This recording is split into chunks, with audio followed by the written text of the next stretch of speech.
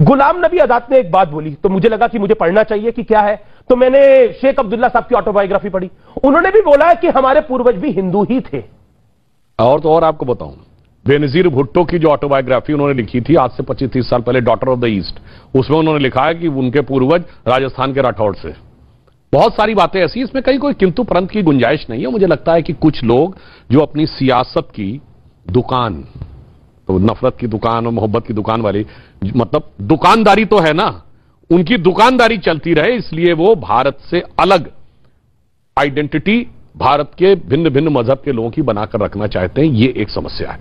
जबकि मैं आपसे ईमानदारी से कहता हूं, जैसे जैसे टेक्नोलॉजी आगे बढ़ रही है, हिंदू धर्म की वास्तविकता और श्रेष्ठता साबित हो रही है। जैसे राम मंदिर की हकीकत रडार मैपिंग से आई, आज सर्वे के ऊपर काशी विश्वनाथ पे रोक इसीलिए लगाने की बात कही जा रही है। सरस्वती नदी नासा की पिक्चर से दिखी थी, राम से तो उससे दिखा था, वैसे ही अब जीनोम सीक्वेंसिंग की बात आपने कोरोना वैक्सीन के समय बहुत सुनी होगी।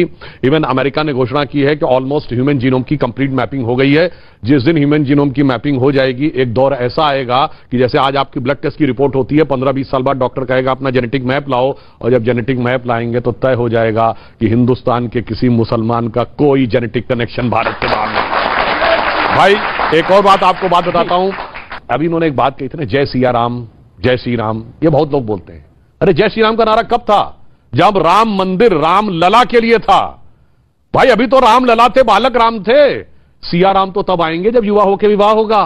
तो जब तक राम लला है तो जय श्री राम ही होगा, और जिस दिन राजा राम बनेंगे तो जय सिया राम होगा। और एक लाइन और कह दूं आपसे, अभी आपने एक लाइन बोली ना, जहां राम अभी तक है नर में, नारी में अभी तक सीता है। मुझे याद है राम मंदिर आंदोलन के समय वह पंक्ति गवाई गई थी।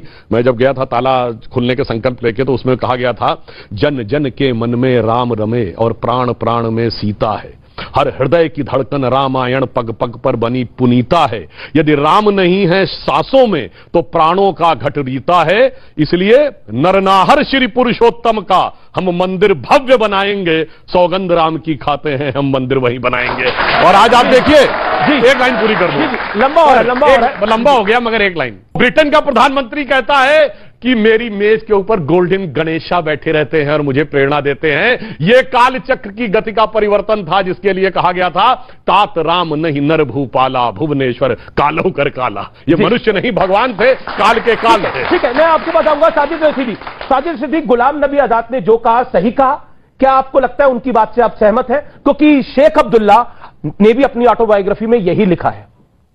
देखिए, सबसे पहली बात तो यह है कि नेता और अभिनेता, इनका कोई दीन धर्म नहीं होता। ये कब कहां कल्टी खा जाए कुछ कह नहीं सकते। सबसे पहले तो ये समझ लेना चाहिए। दूसरी बात, ये सत्य है, इसमें कोई दो राय नहीं है। जैसे शादाब ने भी कहा, सब जानते हैं, हिंदुस्तान में 90% लोग कन्वर्टेड है, इसमें कोई दो राय नहीं है। लेकिन कन्वर्ट होने के बाद में जब ये कन्वर्ट हुए क्यों थे, मैं ये जानना चाह रहा हूं। क्यों का क्या मतलब है? सवाल है। नहीं, क्यों का क्या मतलब है? सवाल है। अगर एक आदमी हिंदू से मुसलमान तो क्यों का क्या मतलब हुआ? तो मेरा सवाल है कि क्यों हुए थे? आस्था उसमें जागी तो मुसलमान हो गया। अच्छा।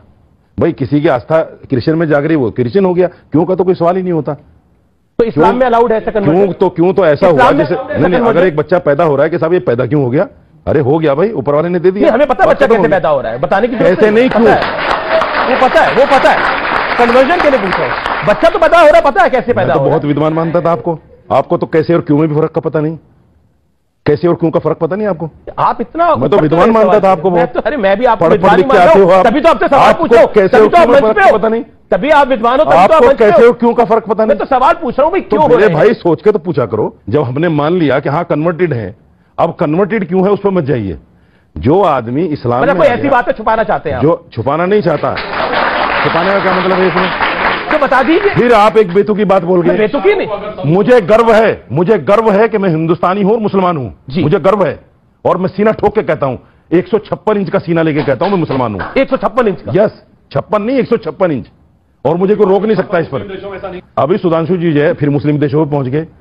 हम हिंदुस्तानी है मेरे भाई, हिंदुस्तान की बात करो ना हमसे।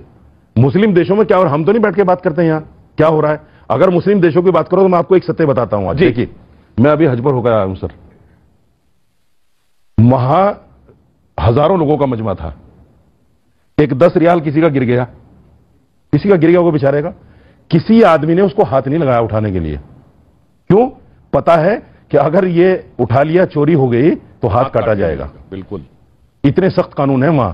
मुस्लिम देशों की बात कर, वहां रेप नहीं हो सकता जैसे यहां रोजाना होता है ना। जैसे मणिपुर के सीएम ने कहा है कि ये काम तो रोजाना होते हैं यहां। रफीक शदानी हैं, बहुत पुराने शायर हैं और मतलब वो अक्सर अवधी भाषा में कभी अच्छी बात को मान लेना चाहिए। बहुत अच्छी उन्होंने बात कही। उन्होंने कहा कि यहां पर तो हाथ की इधर उधर उठा कोई रख लेता ना, कहीं झुम्मन से कल कहीं बफाती सोच समझकर हज पर जायो।